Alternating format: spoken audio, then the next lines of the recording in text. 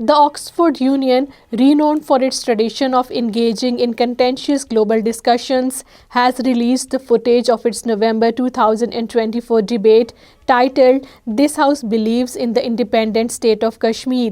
The debate featured prominent advocates for Kashmiri independence, including Dr. Muzammil Ayub Thakur, a Kashmiri independence activist and leader of the Justice Foundation and the Kashmir Freedom Movement.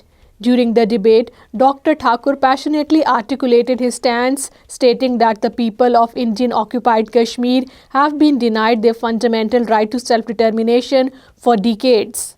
Lawfully engaged in a struggle for liberation, resisting the oppressor and fighting to preserve our identity. It is our moral and legal right to resist by all means necessary according to the UN documentation. His appeal included a stark depiction of the current conditions in Indian-occupied Kashmir: hundreds of thousands dead, tens of thousands raped, billions in destruction. This isn't about politics, it's about humanity.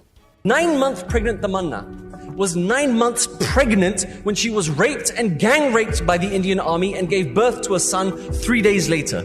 5-year-old Nasir was picked up by the Indian Army, his eye punctured with a sharp object and sand poured into it. 2 entire villages of women aged between 8 and 80 raped and gang raped in front of their families and their neighbors. Dr. Thakur further highlighted the human rights concerns, noting the ongoing militarization and reported human rights violations in the region underscored the urgent need for an independent Kashmir. He cited various UN resolutions that support the right to self-determination, accusing India of violating these international mandates by suppressing the Kashmiri voices.